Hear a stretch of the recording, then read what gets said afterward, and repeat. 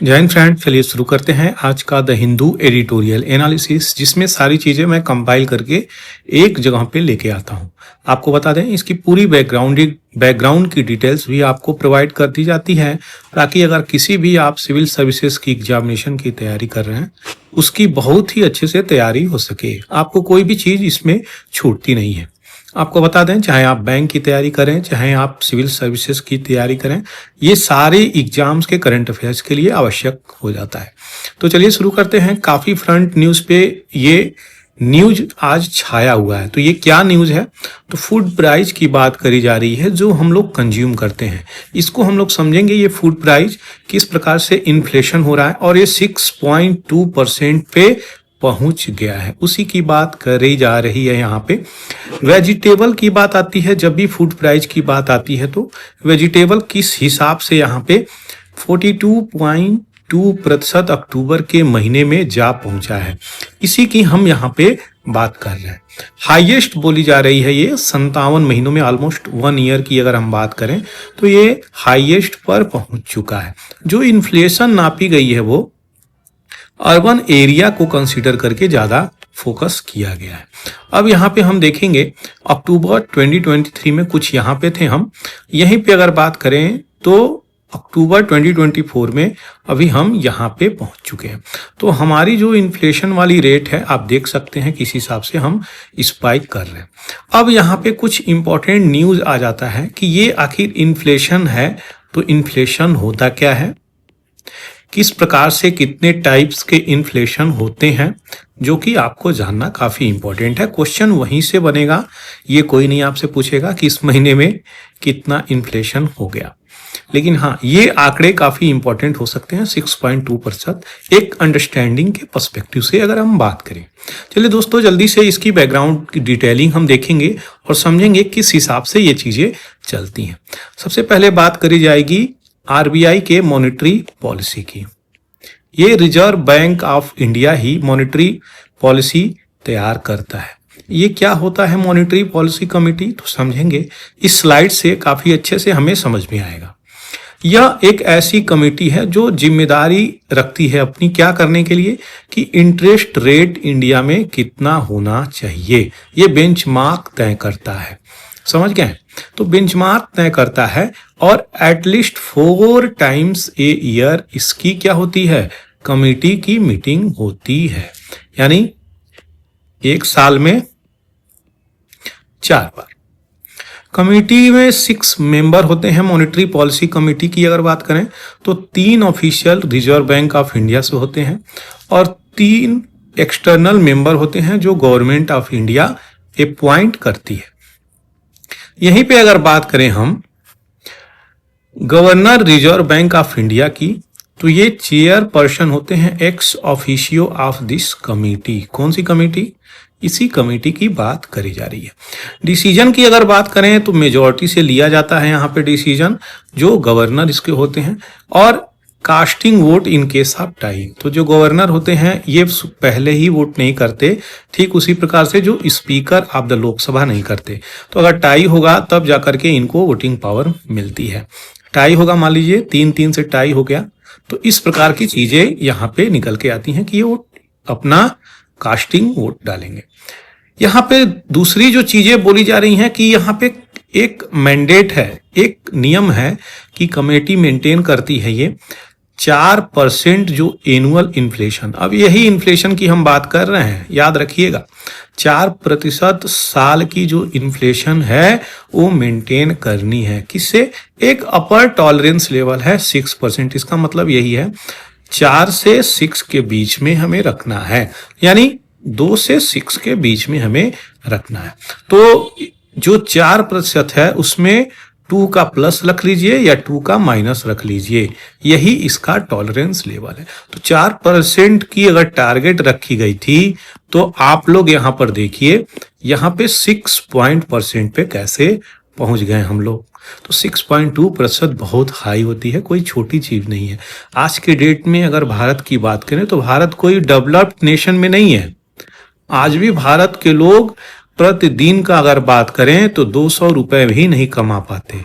बहुत सारे ऐसे स्टेटों में इनकी दशा ऐसी है, ये बात याद रखिएगा। और ये 200 रुपये प्रतिदिन की जो मैं बात कर रहा हूं, क्या उनको 365 दिन इस प्रकार की चीजें मिल पाती हैं? ये भी नहीं मिल पाती। तो भारत की स्थिति इतनी दयनीय होने के बाद भी वेजिटेबल के प्राइस इतने स्पाइक होंगे तो उनकी थाली में क्या मिलेगा, आप जरा सोच के देखिए। ये सोचने योग्य बातें हैं। आगे अगर बात करें, reserve bank of India act 1934 में आता है और इसको अमेंड किया जाता है फिनांस एक्ट 2016 में, और कॉन्स्टिट्यूट किया जाता है एमपीसी, जो लेके आती है और भी ज्यादा ट्रांसपेरेंसी और अकाउंटेबिलिटी कि किस प्रकार से मॉनेटरी पॉलिसी को लेकर के चलना है। कमेटी जो है जिम्मेदारी रखती है अपनी गवर्नमेंट ऑफ इंडिया के अंतर्गत, और इन्फ्लेशन एक्सीड न हो, और जो यहाँ पे रखी गई है उसी के अंतर्गत इन्फ्लेशन बनी रहे, यानी 4+-2 की हम बात कर रहे हैं। Before the constitution of MPC monetary policy committee, technical advisory committee on monetary policy with expert, तो ये इससे पहले ये टीएसी के रूप में कार्यरत थी। तो ये मॉनेटरी पॉलिसी कमेटी की बात आ गई। अब यहाँ पे नेक्स्ट जो निकल के आती है बैकग्राउंड की डिटेलिंग, जो काफी इंपॉर्टेंट हो जाती है, वो क्या है, तो आपका इन्फ्लेशन होता है। आखिर ये क्या चीज है, तो इन्फ्लेशन को भी हमें समझना पड़ेगा। तो चलिए इन्फ्लेशन को समझते हैं कि वो इन्फ्लेशन है क्या। इन्फ्लेशन आपको बता दें कैसे कार्य करता है इन्फ्लेशन। काफी ये कंसेप्ट इकोनॉमी में बहुत अच्छा से क्लियर होना चाहिए, नहीं तो हर जगह पे आपको प्रॉब्लम होगी। ये ऐसा कंसेप्ट है आपकी इकोनॉमी में हर मोड पे आपको ये मिलती है। तो इन्फ्लेशन क्या रिप्रेजेंट करता है, तो रेट जो है दाम में बढ़ोतरी इन्फ्लेशन कही जाती है। एक होता है डिफ्लेशन, दाम में कमी, तो इन डिफ्लेशन कही जाती है। जिस हिसाब से हम लोग गुड्स और सर्विसेज खरीदते हैं, कंज्यूम करते हैं, उनकी जो है पीरियड ऑफ टाइम में बढ़ोतरी हो जाती है। 10 रुपए का खरीदा मैं 2024 में, 12 रुपए का हो गया 2025 में, तो यहाँ पे इन्फ्लेशन कुछ हुआ। ये बातें बोली जा रही हैं। कितने प्रकार के होते हैं, तो एक होता है डिमांड पुल इन्फ्लेशन, दूसरा होता है कॉस्ट पुश इन्फ्लेशन, और तीसरा बोली गई है बिल्ट इन इन्फ्लेशन। ये प्राइमरी इन्फ्लेशन है प्रमुख तौर पे, जो डिमांड पुल, कॉस्ट पुश और बिल्ट इन इन्फ्लेशन जाने जाते हैं। चलिए जल्दी से देखते हैं यहाँ पे डिमांड पुल इन्फ्लेशन क्या होता है, और इसकी क्लैरिटी क्लियर होनी चाहिए। तो फ्रेंड्स, अगर कतार में बहुत सारे लोग खड़े हैं, कतार में बहुत सारे लोग यहाँ पे खड़े हैं, और सबको यहाँ पे सबकी कुछ न कुछ डिमांड्स हैं, तो मान के चलिए अगर यहाँ पे कोई एक्स प्रोडक्ट है, मान लीजिए मैंगो है, मैंगो मान के चलते हैं, मान लीजिए मैंगो है, सबको मैंगो चाहिए, तो यहाँ पे जो मैंगो बिकता था 50 रुपए केजी, ये मैंगो हो जाएगा सीधे 80 रुपए केजी। क्यों? क्योंकि इसका डिमांड और सप्लाई का कंसेप्ट है। जितना डिमांड है, अगर उतना सप्लाई आप नहीं करिएगा तो प्राइस स्पाइक हो जाएगी। अब यहाँ पे क्या बातें आ रही है, कॉस्ट पुश इन्फ्लेशन में, इसको देखेंगे। कॉस्ट पुश इन्फ्लेशन की बात करी जा रही है। अगर मार्केट से आप एक बलून खरीदते हैं, उस बलून का दाम मान के चलिए 10 रुपए है। 10 रुपए की बलून आप खरीदते थे 2024 में, वो 10 रुपए की बलून हो जाती है 2025 में कितने रुपए की, 15 रुपए की। तो क्यों? क्योंकि बलून के अंदर आप जो गैस भरते हैं उसकी कीमत में बढ़ोतरी हो गई है। इसी को कॉस्ट पुश कहते हैं, यानी बढ़ोतरी हो जाने की वजह से जो गैस इसमें हम भरते हैं उससे बलून का दाम भी बढ़ गया है। अब बलून तो ऐसे बिकेगा नहीं, फुला के अगर बलून बेचते हैं तो उसमें गैस भरी जाती है जो हीलियम गैस होती है। तो इस बलून का दाम भी 10 से 15 रुपए रख लीजिए या 20 रुपए रख लीजिए, इसको हम कॉस्ट पुश इन्फ्लेशन बोलेंगे अगर बढ़ जाएगा। यानी एक कंस्टिट्यूएंट की, एक इंग्रेडिएंट की, एक मटेरियल की दाम बढ़ जाने की वजह से दूसरा प्रोडक्ट प्रभावित हो जा रहा है। आशा करते हैं आपको समझाने में मैं सफल हो गया हूँगा। बिल्ट इन इन्फ्लेशन की बात करें तो यहाँ पे प्राइस बढ़ जाती है अगर किसी चीज की तो वेजेज भी बढ़ते हैं यहाँ पे, यानी कार्य जो कर रहा है कार्यकर्ता, सर्विसमैन, लेबर, उसका भी यहाँ पे तनख्वाह बढ़ता है, तब जाकर के यहाँ पे इन्फ्लेशन होता है। तो ये प्राइस राइज वेजेज में भी बढ़ा देता है अगर प्राइजेज आपके बढ़ते हैं, तो ये लिविंग कॉस्ट को इंडिकेट करता है। इस हिसाब से 3 प्रकार का इन्फ्लेशन आपको समझाया मैं। आशा करता हूं मैं समझाने में सफल हुआ हूंगा। फ्रेंड्स, अगर आपको अच्छी लग रही हो ये वीडियो तो लाइक, शेयर और सब्सक्राइब करना बिल्कुल नहीं भूलें। खास करके सभी लोगों से मेरा आपसे अनुरोध है, विनम्र रिक्वेस्ट है, अगर आप फेसबुक चलाते हो तो उस पर ये वीडियो जरूर शेयर करें ताकि और लोगों तक ये प्राप्त हो सके। अगर आप ऐसा करते हैं तो हमें बेहद ही खुशी होगी। शेयर जरूर करें फ्रेंड्स, मेरा रिक्वेस्ट है। अब यहाँ पे अगर बैकग्राउंड डिटेलिंग की बात करें, जो फूड प्राइस इन्फ्लेशन और हर प्रकार की बैकग्राउंड डिटेलिंग दे दिया आपको, तो यहाँ पे एक बैकग्राउंड डिटेलिंग आरबीआई की भी आ जाती है जो काफी इंपॉर्टेंट हो जाती है। आरबीआई को हम लोग नेग्लेक्ट नहीं कर सकते क्योंकि एमपीसी ये तैयार करती है, मॉनेटरी पॉलिसी कमेटी तैयार करती है। तो आरबीआई की डिटेलिंग को देखेंगे। यह जो है रिजर्व बैंक ऑफ इंडिया एक सेंट्रल बैंक है जो रेगुलेट करता है क्या कि किस हिसाब से इंडियन बैंकिंग सिस्टम को चलनी है, ये यही रेगुलेट करता है। याद रखिएगा किस मिनिस्ट्री के अंतर्गत, तो मिनिस्ट्री ऑफ फाइनेंस के अंतर्गत आता है। 4 रीजनल ऑफिसेस हैं, दिल्ली में, चेन्नई में, कोलकाता, मुंबई में। 21 ब्रांचेज हैं कैपिटल सिटी ऑफ स्टेट पे।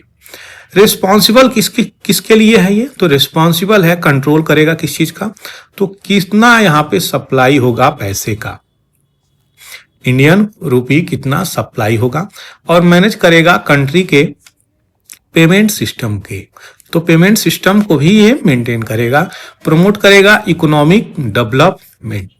तो जाहिर सी बात है रुपया कितना छपेगा अगर ये देखेगा तो ये पूरा बैंकिंग सिस्टम को भी रेगुलेट करेगा ही करेगा। ये कमेंस होती है, इसकी शुरुआत की अगर बात करें तो 1 अप्रैल 1935 से इसकी शुरुआत होती है। रिजर्व बैंक ऑफ इंडिया 1934 में ये एक्ट आता है। इसके फर्स्ट गवर्नर की बात करें तो ऑसबॉर्न स्मिथ इसके पहले गवर्नर होते हैं। फर्स्ट इंडियन गवर्नर की बात करें तो सीडी देशमुख 1943 में इनके फर्स्ट इंडियन गवर्नर के रूप में नियुक्त किए जाते हैं। बैंक की अगर बात करें तो ये रिकमेंडेशन देती है 1926 royal commission on Indian currency and finance, जिसे जाना जाता है Hilton young committee. Hilton young commission जब बैठी उसी के आधार पे इसका रिकमेंडेशन आया और इसकी स्थापना होती है। तो हिल्टन यंग कमेटी इससे जुड़ा हुआ किससे, आरबीआई से। भारतीय रिजर्व बैंक नोट मुद्रण, तो ये जो है स्पेशलाइज्ड डिवीजन है आरबीआई का और यही प्रिंट करता है, मिंट करता है। प्रिंटिंग मतलब नोट, मिंटिंग मतलब सिक्का। तो ये इंडियन करेंसी नोट ये सब प्रिंटिंग करती है। कहाँ पे है ये, तो नासिक में, महाराष्ट्र में पड़ता है। देवास की बात करें तो मध्य प्रदेश में है। मैसूर की बात करें तो कर्नाटका में है। सालबोनी की बात करें तो वेस्ट बंगाल में है। कई जगह पे है ये, तो देवास, नासिक, मैसूर और सालबोनी वेस्ट बंगाल में अपनी करेंसी प्रिंटिंग और क्वाइनिंग होती है।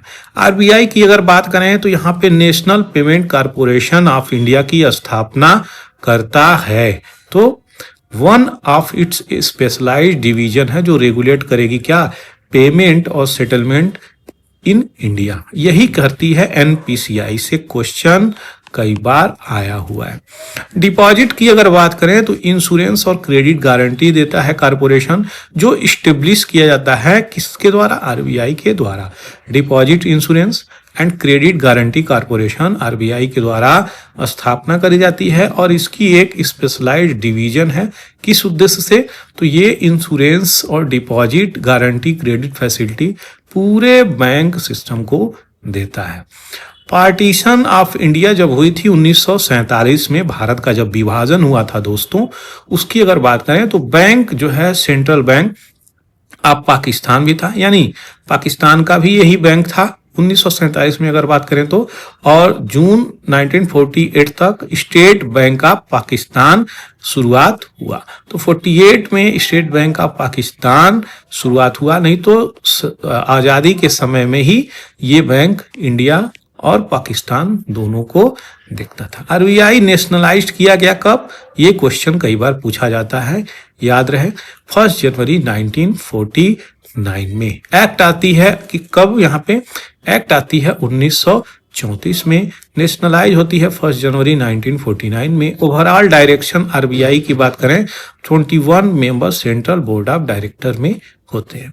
तो ये थी पूरी डिटेलिंग फ्रेंड्स, आशा करते हैं आपको समझ में ये चीजें आई हैं। तो फ्रेंड्स आपसे मेरा एक ही निवेदन है, फेसबुक, व्हाट्सएप, इंस्टाग्राम, इस पे आप जरूर से शेयर करें ताकि जो भी लोग ये वीडियो देख रहे हैं उन तक आसानी से पहुंचे। अगर आप इस प्रकार की चीजें करते हैं तो हमारी बहुत ज्यादा मदद हो जाएगी। Thank you.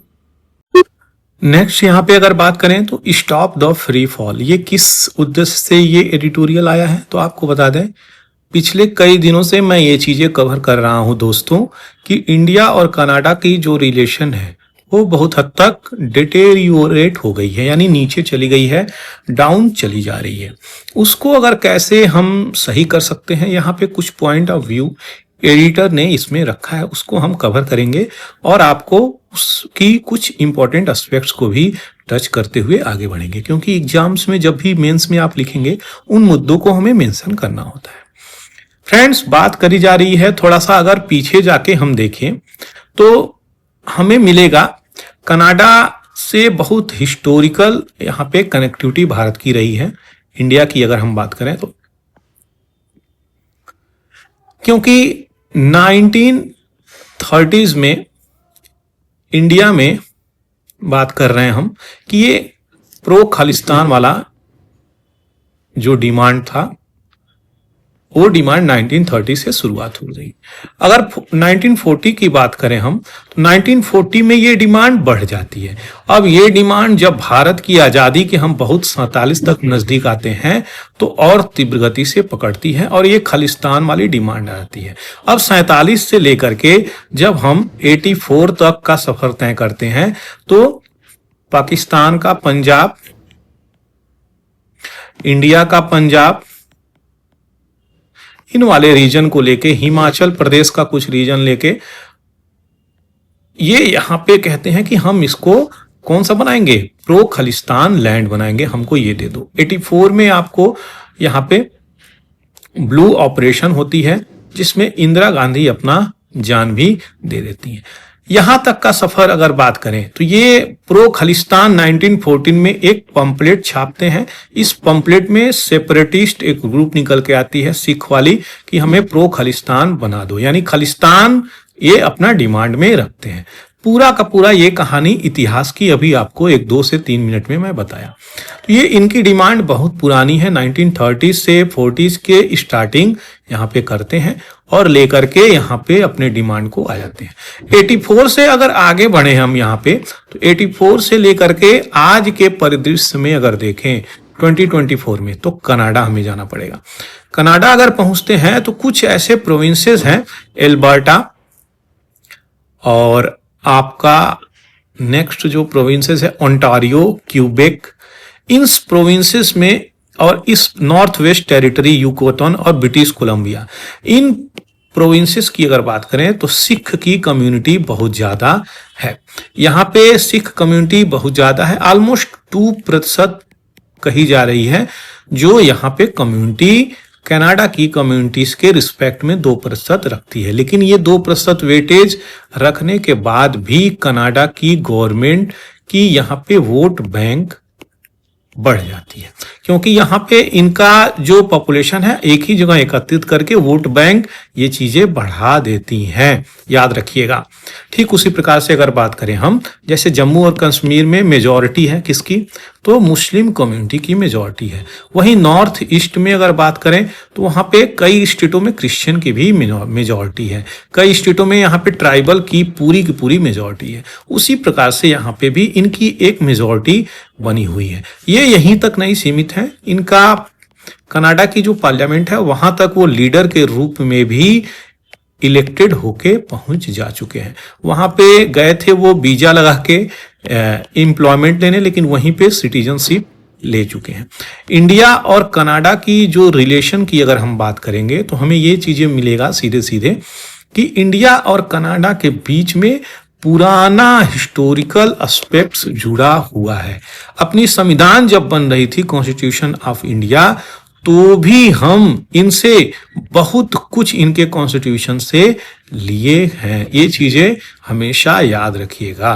तो कॉन्स्टिट्यूशंस में भी इनके देश के कॉन्स्टिट्यूशन से अपने देशों में वो चीजें लाई गई हैं।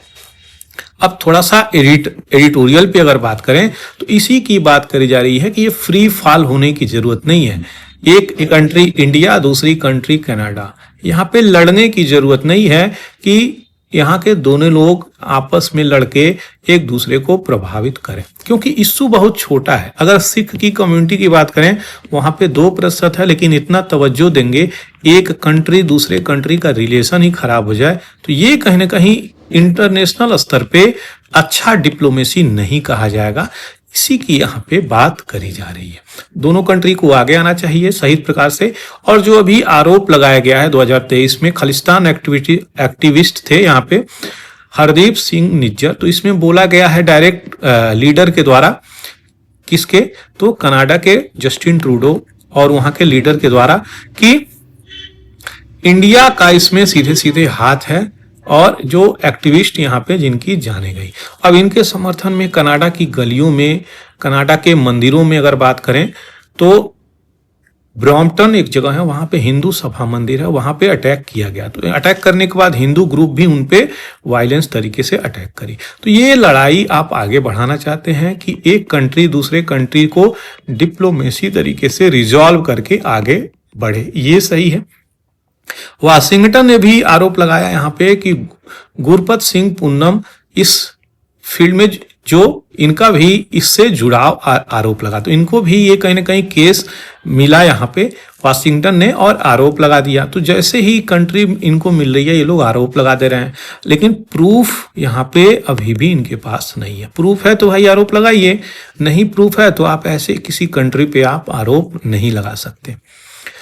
तो ये दोनों ग्रुपों का कॉन्फ्लिक्ट है जो मुझे आपको बताना था। अगर नेक्स्ट बात करें यहाँ पे क्या एस्पेक्ट निकल के आ रहा है, तो मोदी जी जो हैं अभी कहा है मंदिरों पे जो अटैक हुआ है ये एक कायरता की निशानी है। Canadian president Justin Trudeau, prime minister Justin Trudeau यहाँ पे उस इंसिडेंट को एक्सेप्टेबल नहीं कहा। तो टर्म द इंसिडेंट अनएक्सेप्टेबल किसको, जो यहाँ पे अटैक हुआ है मंदिर को। तो कहीं ना कहीं चाह तो रहे हैं, लेकिन एक वोट बैंक भी है जिसके कारण पॉलिटिकल जो वहां की पार्टी है वो भी उस एस्पेक्ट को देख के ही चलती है। अल्टीमेटली बात फ्रेंड्स आ जाती है दोस्तों किस चीज की, वोट बैंक की ही आ जाती है।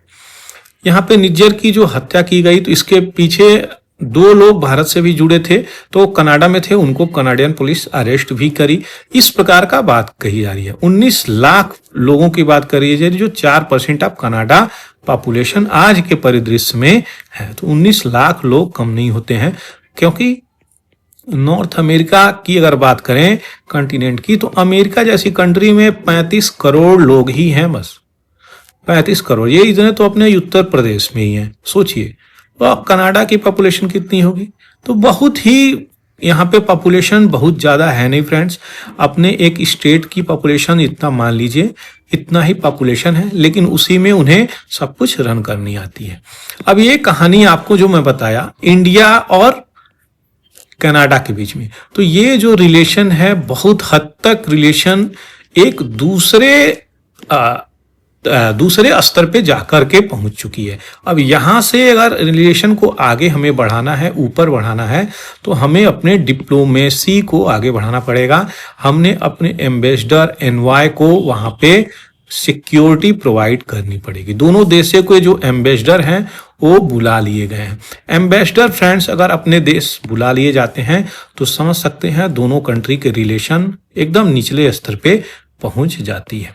यही कहानी यहाँ पे कही गई है कि एक छोटा सा वायलेंट ग्रुप इस प्रकार का डिप्लोमेटिक फंक्शन में बाधा डाल रहा है एक दूसरे कंट्री को, तो कनाडा कहाँ खड़ा रहेगा, इंडिया कहाँ खड़ा रहेगा, डेमोक्रेसी में जो रूल ऑफ लॉ होना चाहिए वो कहाँ पे रहेगा, इसी की बात करी जा रही है। कनाडियन गवर्नमेंट को ये देखना चाहिए कि इंडियन डिप्लोमेट्स वहां पे सुरक्षित है कि नहीं, इसी को इनकरेज करने की जरूरत नहीं है। यहाँ पे इंडिया कनाडा की अगर बात करें तो यहाँ पे should not encourage tolerate any kind of mobilisation. यहाँ पे ग्रुप बना बना के एक दूसरे कंट्री के खिलाफ कुछ करने की जरूरत नहीं है, क्योंकि कम्युनल रिफ्ट आएगा, एक प्रकार से सांप्रदायिक दंगे पुनः शुरू हो जाएंगे। इंडिया की डायस्पोरा की बात करें, ये डायस्पोरा क्या होता है, भारत के लोग जाकर के किसी कंट्री में हैं तो उन्हें डायस्पोरा बोलते हैं। इन्हीं की हम बात करें तो ये कहीं ना कहीं मल्टी रिलीजियस कैरेक्टर दिखाती है नेशन की, अपने राष्ट्र की, क्योंकि यहाँ पे भारत एक ऐसा कंट्री है विश्व की अगर बात करें तो पूरा विश्व भी अगर खत्म हो जाए तो भारत जैसी कंट्री बच के पूरे विश्व का निर्माण कर देती है, क्योंकि यहाँ पे हर race, religion, caste, creed, culture के लोग पाए जाते हैं। तो इस प्रकार की चीजें ना हो, हमें बूस्ट करना पड़ेगा बायलैटरल ट्रेड ट्रीटी, क्योंकि ट्रेड में भी प्रॉब्लम आ जाएगी अगर हम इस प्रकार की प्रॉब्लम को लेके चलेंगे। तो नेगोशिएशन होना चाहिए, सही प्रकार से यहाँ पे इकोनॉमिक रिलेशन को आगे लेकर चलना है। इंडिया कनाडा की बात करें तो क्लाइमेट चेंज वाले मुद्दों पे आज के डेट में बहुत सही तरीके से हम लोग चल रहे थे, लेकिन रिलेशन खराब हो रहा है। अभी रिसेंटली बात करें तो ट्रंप का इलेक्शन हुआ है और जीत के भी आ गए हैं, देखना होगा किस प्रकार से ये भी इस रिश्तों को आगे बढ़ाते हैं।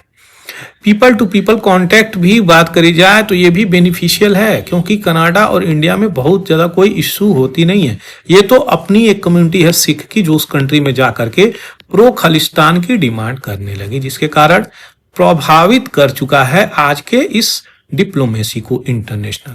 तो ये जो डायस्पोरा है पॉलिटिक्स, इससे कहीं ना कहीं बचना चाहिए और इससे समझना भी चाहिए कनाडा जैसी कंट्री को कि इंडिया जैसी कंट्री से अगर हम किसी भी प्रकार का अपना इंटरनेशनल ट्रीटी तोड़ते हैं तो हमें क्या लाभ और क्या हानि होगी, ना कि एक प्रकार से एक छोटा सा टर्मोइल, एक झगड़ा, एक इश्यू, कॉन्फ्लिक्ट की बात कर रहे हैं और उसको हम आगे बढ़ा दें। तो इंडिया प्लस कनाडा दोनों को यहाँ पे मिलके इस मुद्दे पे सोचने की आवश्यकता है। कोई भी कंट्री अगर बात करें, फॉर एग्जांपल अगर कनाडा को ही ले लें और इंडिया को ले लें, इंडिया और कनाडा में बहुत ज्यादा जो व्यापार है वो इंडिया जो है एक्सपोर्ट करता है, ऑलमोस्ट कितना परसेंट, तो ऑलमोस्ट 9% के आसपास मान के चलिए अगर, तो ये 5 से 6% हमारे कंट्री में एक्सपोर्ट कर रहे हैं। तो हमारा ट्रेड इनसे ज्यादा है, तो हम ट्रेड कर रहे हैं, हमको इनको एक्सपोर्ट भी कर रहे हैं और ये हमको एक्सपोर्ट कर रहे हैं। ट्रेड रिलेशन की बात करी जा रही है यहाँ पे, तो ट्रेड एस्पेक्ट से भी हमें अपने रिलेशन को आगे लेकर के जाना चाहिए, ना कि यहाँ पे किसी एक प्रो खालिस्तान वाले डिमांड से हमें नीचे गिर जाना चाहिए। अपनी डिप्लोमेसी को स्ट्रांग करना है, इंटरनेशनल ट्रीटी को स्ट्रांग करना है, जियो पॉलिटिक्स को स्ट्रांग करना है। हम एक दूसरे के क्लाइमेट इश्यू पे भी काफी हद तक एक साथ खड़े रहें, इस चीजों को हमें लेकर के आगे चलना है। तो ये सारी चीजें हो गई, आशा करती हैं आपको ये चीजें समझ में आ रही होगी। फ्रेंड्स अगर समझ में आ रही हो तो फेसबुक पे ये चीजें बिल्कुल आप शेयर कर सकते हैं, आपके शेयर करने से हमें बहुत ही ज्यादा खुशी होगी, ये जरूर से शेयर कर दीजिएगा। और अब चलते हैं नेक्स्ट एडिटोरियल की तरफ। काफी इंपॉर्टेंट रखता है ये एडिटोरियल और इसकी डिटेलिंग भी अच्छे से करनी पड़ेगी, क्योंकि ये बात आती है हेल्थ की। तो हेल्थ जो है फ्रेंड्स वो यहाँ पे काफी इंपॉर्टेंट हो जाती है, क्योंकि हेल्थ का एस्पेक्ट ही हमारे हर चीज से जुड़ा हुआ है। अगर किसी व्यक्ति की हेल्थ सही नहीं है तो वो किसी न किसी रूप से पॉवर्टी में आ जाएगा, गरीबी में आ जाएगा, या फिर कोई कार्य न कर पाएगा तो अपनी अर्निंग कैसे करेगा, क्वेश्चन मार्क यहाँ पे यही उठ के आ रहा है। इस रिपोर्ट की बात करें तो वर्ल्ड बैंक का नाम याद रखिएगा। वर्ल्ड बैंक ने इस एस्पेक्ट को किया है कि unlocking the power of healthy longevity. Healthy longevity जो रिपोर्ट है वो सीधे वर्ल्ड बैंक से जुड़ा हुआ है, ये बातें याद रखिएगा। अभी रिसेंटली पब्लिश किया गया है ह्यूमन वेलबींग के लिए ये रिपोर्ट वर्ल्ड बैंक के द्वारा। तो हेल्दी लॉन्गेविटी की बात करें तो वर्ल्ड बैंक ने इस रिपोर्ट को लेकर आया है कि किस प्रकार से अपने लोगों को, जो हमारी पॉपुलेशन है वर्ल्ड की, उनको हम किस प्रकार से नॉन कम्युनिकेबल डिजीज से बचा सकते हैं। और एक प्रकार से ह्यूमन कैपिटल की बात करते हैं। आपके घर में अगर 4 व्यक्ति हैं, 4 व्यक्ति में 3 व्यक्ति जो हैं बहुत ज्यादा स्किल्ड हैं, पढ़े लिखे, ये अनपढ़ हैं, ये पढ़े लिखे ज्यादा है नहीं, तो कौन सा कैपिटल हुआ? कमा के कौन लाएगा? तो 3 लोग कमा के लाएंगे, ये ज्यादा कमा नहीं पाएंगे, तो ये बहुत ही ज्यादा फ्रूटफुल व्यक्ति हो जाएंगे। यही इसी को ह्यूमन कैपिटल बोला गया। अब अगर बात करी जाए तो ये वाशिंगटन डीसी में रिपोर्ट सितंबर 2024 में पब्लिश हुआ। यहाँ पे क्या कह रहा है? जो डेमोग्राफिक ट्रांसफॉर्मेशन होने वाला है, यानी हम लोग बच्चे होते हैं, चाइल्ड अवस्था से यूथ बनते हैं, उसके बाद यूथ से हम एडल्ट हो जाते हैं, एडल्ट से हम ओल्ड एज में पहुंच जाते हैं। तो यहां से लेके यहां तक का जो सफर होता है ओल्ड एज तक, उसी की बात कर जा रही है ट्रांसफॉर्मेशन, जो रेपिडली एजिंग पॉपुलेशन हो रही है। अब ये 2 चीजों में फोकस कर रही है। क्या? तो low and middle east country, LMIC, जो नॉन कम्युनिकेबल डिजीज की बात कर रहे हैं हम, वो डेथ का कारण बन रही है। NCD की अगर डेथ, बार बार मैं NCD पढ़ूंगा तो आप समझ जाइएगा, नॉन कम्युनिकेबल डिजीजेज। अच्छा, नॉन कम्युनिकेबल डिजीजेज अगर बात करी जा रही है तो वो होती क्या है, तो जल्दी से देख लेंगे कुछ इस प्रकार से। कार्डियोवास्कुलर प्रॉब्लम, डायबिटीज हो गई, क्रोनिक रेस्पिरेटरी डिजीज हो गई, कैंसर हो गई। ऐसी डिजीजेज जो आपको अगर बात करी जाए तो ये एक से दूसरे में ट्रांसफर नहीं हो रही हैं, वो क्या हो गई? नॉन कम्युनिकेबल डिजीजेज कहलाती हैं। हृदय की बात हो गई, डायबिटीज हो गई, क्रोनिक रेस्पिरेटरी और कैंसर। आपको कैंसर है तो आप दूसरे को कैंसर नहीं दे पाएंगे ना, तो यही नॉन कम्युनिकेबल डिजीज की बात करी जा रही है। अब यहाँ पे हम बात कर रहे हैं कि जो डेथ है NCD से, वो NCD बढ़ने वाला है, यानी आने वाले समय में नॉन कम्युनिकेबल डिजीजेज वो बढ़ने वाला है केस है। इसी की बात करी जा रही है कि हम किस प्रकार से उनकी लॉन्गेविटी, यानी दीर्घायु पे, लंबी आयु पे जो एज है उसको सही प्रकार से और लेकर के चल सकते हैं। तो लाइफ स्पैन की बात करी जा रही है। मनुष्य 60 साल जी रहा है, 70 साल जी रहा है, 80 साल जी रहा है, इसी लाइफ स्पैन की बात करी जा रही है। अगर हम NCD की बात करें तो एक प्रकार से ह्यूमन कैपिटल बना सकते हैं। यहाँ के प्रोटेक्शन की बात करी जा रही है कि इनको हमें सुरक्षा देने की जरूरत है। किस प्रकार की सुरक्षा? हेल्थ के कंसर्न में। तो हमें जो डेथ हो रही है ग्लोबली अगर बात करें तो 2023 में 61 मिलियन थी, जो 61 मिलियन 6 करोड़।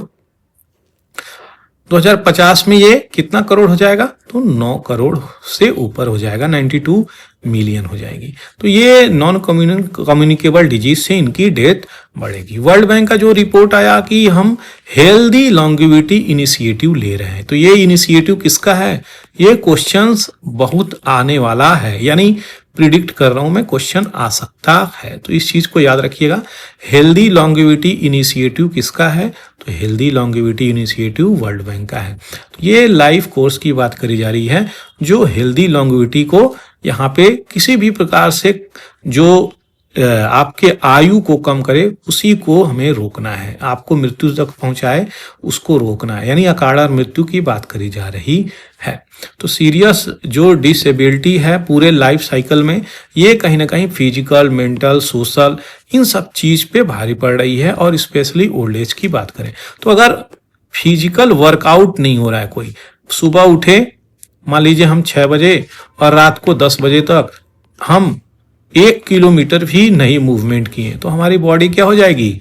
हमारी बॉडी उसी अवस्था को एडाप्ट कर जाएगी और हर प्रकार के रोग हमें, डिजीज हमें पकड़ लेंगे। बात करी जा रही है हेल्थ केयर सिस्टम की, तो डॉक्टर का होना भी, नर्स का होना भी, पैरामेडिकल स्टाफ का होना भी और इनके ईमानदार होने का भी बहुत आवश्यकता है, क्योंकि हर प्रकार से करप्शन आज की बात करें तो हॉस्पिटल वाले फील्ड में भी घुस चुकी है, मेडिकल वाले फील्ड में भी घुस चुकी है। प्रॉपर जो कमिटमेंट होना चाहिए पेशेंट केयर को लेकर के, हॉस्पिटल की बात करें, वेल इक्विप्ड होना चाहिए, मॉनिटरिंग पेशेंट सिस्टम होना चाहिए, डिजिटाइज होना चाहिए ये चीज़ें, अवेयरनेस भी होनी चाहिए, तब जा कर के हम अर्ली डिटेक्शन कर पाएंगे एनसीडी की। तो ये रिक्वायरमेंट है, बिना इसके रिक्वायरमेंट के हम ये चीज़ें पता ही नहीं कर पाएंगे कि एनसीडी है किसको। तो ये चीज़ें याद रखिए। वर्ल्ड बैंक रिपोर्ट इन्हीं सब चीज़ों पे रिपोर्ट कर रहा है कि कैटास्ट्रोफिक हेल्थ एक्सपेंसेस हो रहे हैं, यानी हम लोग खर्चा कितना कर रहे हैं प्राइवेट हॉस्पिटल में जा करके, वो हमें इम्पोरिशमेंट कर रहा है, मतलब गरीबी की ओर और ढकेल दे रहा है। इनएडिक्वेट स्टेट फंडिंग हो रही है, यानी स्टेट को सही प्रकार से फंडिंग हेल्थ के कंसर्न में नहीं दिया जा रहा है। करप्शन ऑफ डॉक्टर भी हो रहे हैं। अब करप्शन ऑफ डॉक्टर हर प्रकार से आप इसको ब्रॉड वे में कंसिडर कर सकते हैं कि करप्शन किस तरीके से चला जा सकता है। यहाँ पे वर्ल्ड बैंक की अगर हम बात करें तो वर्ल्ड बैंक का बैकग्राउंड डिटेलिंग इंपॉर्टेंट हो जाता है, क्योंकि रिपोर्ट आई है कि हेल्दी लॉन्गेविटी इनिशिएटिव इसी का है। इंटरनेशनल फाइनेंशियल इंस्टीट्यूशन कहा जाता है इसको। ये लोन प्रोवाइड करता है किसको? गवर्नमेंट को और लो मिडिल इनकम कंट्री को। इसका एक ही उद्देश्य है कि इकोनॉमिक डेवलपमेंट होना चाहिए। कलेक्टिव नेम की अगर बात करें वर्ल्ड बैंक की, तो पहले IBRD के रूप में जाना जाता था, जिसमें 189 मेंबर थे। IDA भी आज के डेट में अगर बात करें तो IDA और IBRD दोनों को मिला के वर्ल्ड बैंक नाम दे दिया गया है। इंटरनेशनल डेवलपमेंट एसोसिएशन में 174 मेंबर हैं। इसके अगर बात करें तो 5 में से 2 ऑर्गेनाइजेशन मिलके वर्ल्ड बैंक ग्रुप तैयार करते हैं, IBRD एंड IDA। स्थापना की अगर बात करें तो IMF के साथ 1944 में ये कॉन्फ्रेंस ब्रेटन वुड के बहुत ज़्यादा इंपॉर्टेंट है। इंटरनेशनल मॉनेटरी फंड, इसी के अंतर्गत ये भी स्थापना होती है किसकी? वर्ल्ड बैंक की। Headquarter 1818 H street Washington DC USA में है। अजय बांगा भारत के रहने वाले हैं जो प्रेसिडेंट वर्ल्ड बैंक के बने हैं। पहले अगर प्रेसिडेंट की बात करें तो यूगिन मेयर USA के थे। रिपोर्ट कौन सा रिलीज करता है? तो वर्ल्ड डेवलपमेंट रिपोर्ट रिलीज करता है। अब बात करें हम ओल्ड पॉपुलेशन ऑफ इंडिया की, क्योंकि भारत में अगर बात करें तो जहां जाइए वहां यूथ ही दिखते हैं, यंग पीपुल ही दिखते हैं। तो करंटली बात करें तो वर्ल्ड की सेकेंड लार्जेस्ट पॉपुलेशन है ओल्ड में। अगर हम बात करें पहले कौन पे है तो चाइना पहले पे आती है, 240 मिलियन, लगभग 25 करोड़ के आसपास। तो यहाँ पे 140 मिलियन, 14 करोड़ के आसपास भारत में। तो सबसे ज्यादा बूढ़ों की संख्या कहाँ पे है? तो किस कंट्री में? तो चाइना में है। उसके बाद आती है दूसरे नंबर पे अपनी भारत। तो हम लोगों का average annual growth rate older population की 3 टाइम्स हायर है overall population growth rate of India. तो हम लोग भी तीव्र गति से 2050 तक अब बूढ़े बूढ़े हो जाएंगे। तो यही चीजें बात करी जा रही है। स्विफ्ट डिसेंट है एल्डरली पॉपुलेशन इन इंडिया जो 60 साल के ऊपर के हैं। तो एनसीडी जो डिजीज है जैसे cardiovascular, cancer, chronic respiratory diabetes, ये डिजेस्टर कंसिक्वेंस कर सकती है और गरीबी में हमें ढकेल सकती है। हम जितना ऊपर जा रहे हैं आज के डेट में कि हमारा ठीक है, हमारा जीडीपी अच्छी चल रही है, तो वही जीडीपी धड़ाम से गिरेगी अगर हमको इस प्रकार की प्रॉब्लम से फेस करना पड़े। इसीलिए भारत लेकर के इतने सारे सोशल स्कीम लेकर के आया है, जिसे हम क्या कहते हैं, आयुष्मान भारत योजना, हेल्थ स्कीम, बहुत सारी स्कीम लेकर के अभी रिसेंटली आई गई है। मॉर्बिडिटी और मॉर्टेलिटी दोनों चीजें होती हैं किससे? एनसीडी से। ये एक डिजीज है। मॉर्बिडिटी का मतलब क्या हो गया? आपको कोई बीमारी हुई, उसको मॉर्बिडिटी बोलते हैं, और उस बीमारी से आपकी डेथ हुई उसको मॉर्टिलिटी बोलते हैं। मतलब मॉर्बिडिटी का मतलब आपको हृदय रोग हो गया है, मॉर्टेलिटी का मतलब आपकी मृत्यु हो चुकी है, नंबर ऑफ डेथ को मॉर्टेलिटी बोलते हैं। यहाँ पे स्पेसिफिक कोई बीमारी हो जाए उसको मॉर्बिडिटी बोलते हैं। आशा करते हैं ये दोनों चीजें क्लियर हो गई होंगी। अब आगे बढ़ते हैं यहाँ पे। तो शेयर ऑफ टोटल मॉर्बिडिटी और मोर्टेलिटी की बात करें तो दोनों बढ़े हैं, घटे नहीं है इंडिया में। 1990 में 40% था। 1990 से आल की अगर डेथ की बात करें 2030 तक ये 3/4 यानी 75% पहुंचने वाला है। कार्डियोवास्कुलर, खास करके एनसीडी डिजीजेस की बात कर रहे हैं।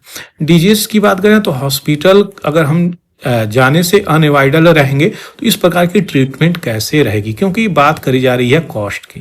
क्योंकि कॉस्ट जो हॉस्पिटल में जाने पे एक बार अगर जाए तो बहुत तीव्र गति से कॉस्ट जाती है। एक ही दिन में आम आदमी का पैसा खत्म हो जाता है हॉस्पिटल जाने में, खास करके प्राइवेट हॉस्पिटल। तो एक दिन में अगर 1 लाख रुपए लग जाएंगे तो सोचिए इस प्रकार के डिजीज का ट्रीटमेंट होगा कैसे। इन्हीं सब चीजों पे बात लेकर के आ रही है कि कॉस्ट ऑफ द मेडिसिन और फिनेंशियल जो बर्डन पड़ने वाला है भारत पे, उसके लिए हमें तैयार रहना चाहिए, सही प्रकार से प्लान लाने की जरूरत है। हेल्थ इंश्योरेंस भी कराने की जरूरत है जो बहुत सारा फिनेंशियल बर्डन होगा। बात करी जा रही है कई सारे लोग हेल्थ इंश्योरेंस करा भी लिए लेकिन उनकी क्लेमिंग नहीं हो पा रही है, तो रेस्ट्रिक्ट हो जाती है उनकी क्लेमिंग समय पे, तो भी ये रिजेक्शन ऑफ क्लेम की वजह से वो इम्पावरिशमेंट में, गरीबी में चले जाते हैं। अब बात करी जा रही है डाइट की, तो अपना डाइट भी हमें सही रखने की जरूरत है क्योंकि ओल्ड एज अगर होंगे हम तो अब जाकर के हमें स्वस्थ भी रहना है, ना कि हमें बीमार हो जाना। बीमार होंगे तो हम किस में चले जाएंगे, हम कहीं ना कहीं चले जाएंगे किस फील्ड में, हम पुनः उसी अवस्था में चले जाएंगे जहां से भारत निकलने वाला था। तो इस प्रकार का फाइन ग्रेन इंटेक की बात करी जा रही है, जैसे कि मैदा हो गई, एकदम फाइबरलेस फूड हो गया, तो हमें किस प्रकार की चीजों को प्रॉब्लम देगा, हृदय रोग वाली प्रॉब्लम देगा, और चावल का इंटेक जो आपको डायबिटीज का प्रॉब्लम देगा। Higher intake of red meat की बात करी जा रही है, बीफ की, पॉर्क की, मटन की, जो डायबिटीज, हार्ट डिजीज, इस प्रकार की बीमारी को प्रोवाइड करता है, बढ़ाता है। आयुष्मान भारत स्कीम की बात करी जा रही है यहाँ पे, तो ये प्रोवाइड करता है health insurance coverage 40% house hold जो निचले तबके के लोग हैं। इसकी पोटेंशियल की बात करी जा रही है तो ये फुल्ली रियलाइज्ड है ड्यू टू इनएडिक्वेट फंडिंग। तो इनएडिक्वेट फंडिंग नहीं, यानी सही प्रकार से फंडिंग स्टेट को जाएगी तभी जाकर के ये चीजें चल पाएंगी। करप्शन इतना ज्यादा है यहाँ पे। कैग का रिपोर्ट, अच्छा मेरा क्वेश्चन ये है कैग कौन से आर्टिकल में आता है, कमेंट सेक्शन में जरूर लिखें। तो कंट्रोलर जनरल ऑफ इंडिया, यहाँ पे कैग, यहाँ पे यही ऑडिट किए हैं कि बहुत सारा इसमें करप्शन हुआ है और इन इलिजिबल बेनिफिशियरी इसका फायदा उठा रहे हैं। जो मिडिल फैमिली है वो भी आके इसमें फायदा उठा रही है। तो लॉन्ग डिले हो गई है यहाँ पे हॉस्पिटल सर्जरी, यहाँ पे after discharge utilisation certificate signature, इसका हम फायदा उठा ले रहे हैं और डॉक्टर स्वयं ही इन प्रकार की चीजों को करा के, हॉस्पिटल स्वयं इस प्रकार की चीजों को करा के आयुष्मान भारत स्कीम का फायदा डॉक्टर उठा रहे हैं। इसी करप्शन की हम बात कर रहे थे। नेक्स्ट अगर बात करें तो प्राइवेट हॉस्पिटल जो हैं वो अपने प्राइस को इतना ऊपर बढ़ा चुके हैं जिसकी पहले ही बात कर चुके हैं। तो सुप्रीम कोर्ट इसमें कहा है कि सरकार को इसमें हस्तक्षेप करना चाहिए ताकि वो सही प्राइस लोगों तक पहुंचे, तभी सही प्रकार से उपचार भी हो पाएगा। नहीं तो लोगों की क्या होगी, डेथ ही होगी। अल्टीमेटली पैसा पे नहीं होगा हॉस्पिटल को तो डेथ होगी। इसीलिए उस प्राइस के रेगुलेशन की बात कर रहे हैं कि रेट हाई न हो। वहां पे व्यवहारिक परिवर्तन की बात करी जा रही है जो कि बहुत ही आवश्यक है। और सबसे ज्यादा चैलेंजिंग क्या है, जो फिजिकल एक्टिविटी है, अनबैलेंस्ड हाई कैलोरी लोग ले लेते हैं और कोई व्यायाम करते नहीं है, ओवरवेट हो जाते हैं, जिसके कारण हृदय रोग होता है, लोगों की अल्टीमेटली डेथ हो जाती है। तो इन्हीं सब मुद्दों पे बात करी जा रही है। आशा करते हैं जो भी आपको बैकग्राउंड डिटेलिंग में यहाँ पे दिया वो क्लियर हुआ होगा। फ्रेंड्स अगर क्लियर हुआ होगा तो आप इस चैनल को अपने फेसबुक वाले आईडी पे जरूर शेयर करिए और सब्सक्राइब कर सकते हैं और शेयर करें उनको जिन्हें आवश्यकता है। फेसबुक पे शेयर करें, व्हाट्सएप पे शेयर करें, इंस्टाग्राम पे शेयर करें। कुछ ऐसे सोशल नेटवर्किंग साइट हैं जहाँ पे आप ऑपरेट करते हैं, वहाँ पे शेयर कर सकते हैं। आपके शेयर करने से हमें बहुत लाभ होगा। चलिए नेक्स्ट यहाँ पे बाकू में ब्रेक थ्रू है, वो ब्रेक थ्रू क्या है उसको हम देखेंगे।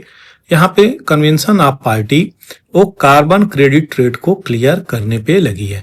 देखते हैं किस हिसाब से ये चीजें निकल के आती है। COP29 अजरबैजान सिटी, इसकी कैपिटल बाकू में, यूनाइटेड नेशन क्लाइमेट चेंज की ये चीजें चल रही हैं। तो सारे डेलीगेट यहाँ पे आए हुए हैं बाकू अजरबैजान में। क्या चीजें निकल के आ रही हैं यहाँ पे, तो आर्टिकल 6 पेरिस एग्रीमेंट का यही यहाँ पे दर्शा रहा है कि किस प्रकार से कार्बन की ट्रेडिंग होगी। कार्बन क्रेडिट की अगर हम बात करें तो हम पिछले स्लाइड्स में ये चीजें बताए हैं। कुछ इंपॉर्टेंट टर्म है, कार्बन ऑफसेट और कार्बन ट्रेडिंग दोनों एक ही टर्म है। फ्रेंड्स अगर बैकग्राउंड डिटेलिंग की बात करें जो इंपॉर्टेंट हो जाती है, ये क्या होती है कार्बन ऑफसेट या कार्बन ट्रेडिंग। ये एक प्रकार से आपको सर्टिफिकेट दिया जाता है, किसी ही कंट्री को या फिर कंपनी को ये दिया जाता है कि आप कंपनसेट करेंगे किस चीज के लिए, अपना कितने कार्बन आपने इमिशन किया है। तो आप इन्वेस्ट करेंगे प्रोजेक्ट में कि कार्बन को कम किया जाए। तो समझ में आया? नहीं, तो हम समझा रहे हैं आपको।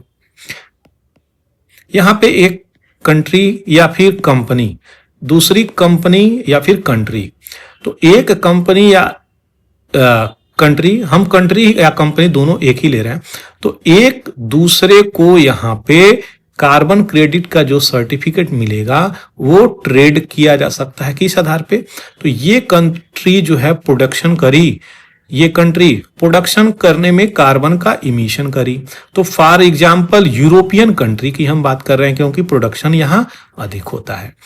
हम एशियन कंट्री की बात कर रहे हैं, यहां पे हम प्रोडक्शन को कम मान रहे हैं, प्रिज्यूमशन कर रहे हैं।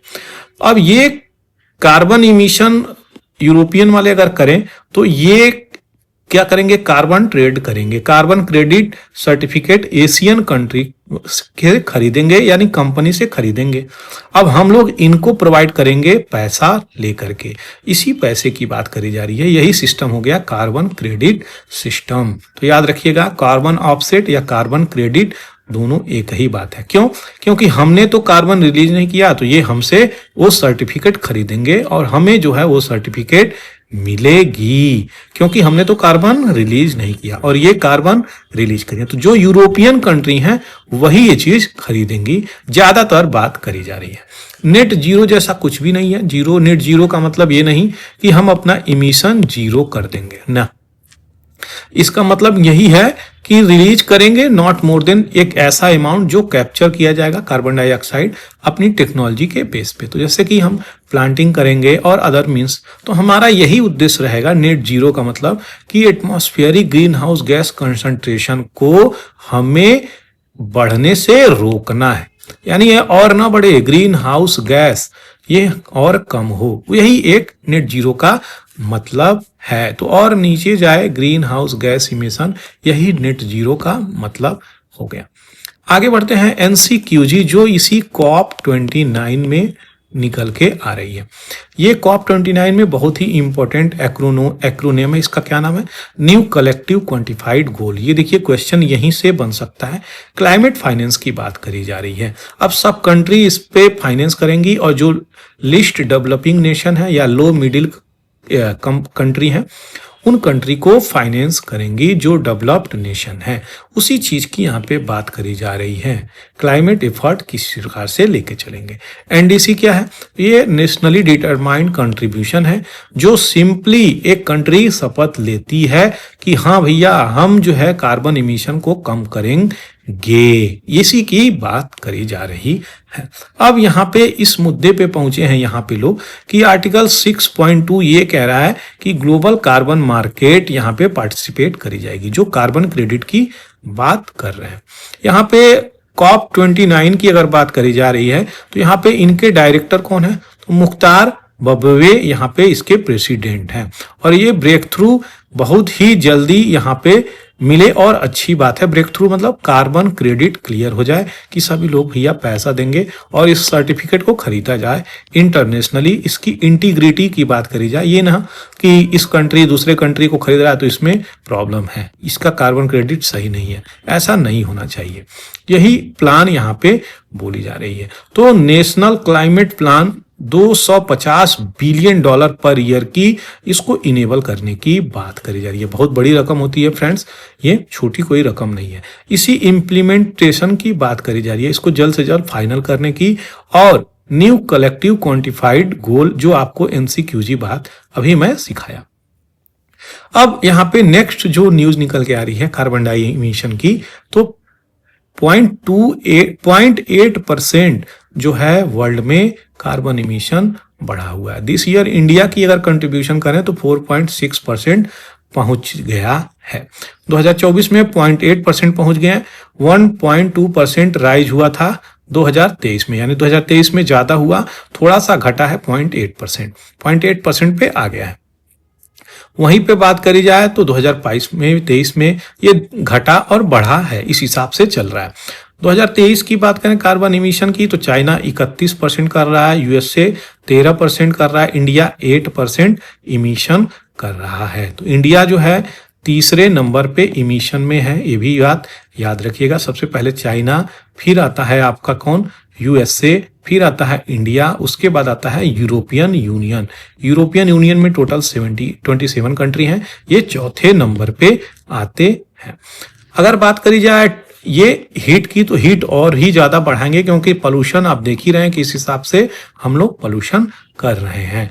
ये थी सारी डिटेलिंग, आशा करते हैं चीजें आपको समझ में आई होगी। बात करी जाए अगर इंपॉर्टेंट कॉन्फ्रेंस ऑफ पार्टी की, तो यहाँ पे देखिए शुरुआत हो जाती है कुछ इस प्रकार से, COP1 बर्लिन जर्मनी से, और यहाँ पे कुछ इंपॉर्टेंट है जो क्योटो जापान COP3 होती है।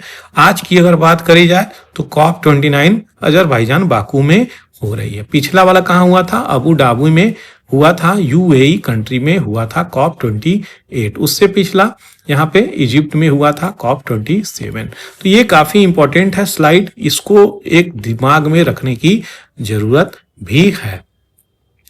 आगे बढ़ते हैं नए एडिटोरियल की तरफ, जो आपको पता होना चाहिए। ट्रम्प जीत के आए हुए हैं, तो नए नए अपॉइंटमेंट को यहाँ पे क्या कह रहे हैं, अनाउंसमेंट कर रहे हैं। तो रूबियो जो होंगे, नया अपॉइंटमेंट किया गया है, ये सेक्रेटरी ऑफ स्टेट के रूप में। तो देखते हैं किस प्रकार से ये लेके चलते हैं। इजराइल के स्मोट्रिक्स यहाँ पे क्या कहें, वेस्ट बैंक जो है वो अनेक्सेशन होगा, यानी वेस्ट बैंक को ही ये अनेक्स करने पे चुले हुए हैं। तो इजराइल के फार राइट फाइनेंस मिनिस्टर हैं ये।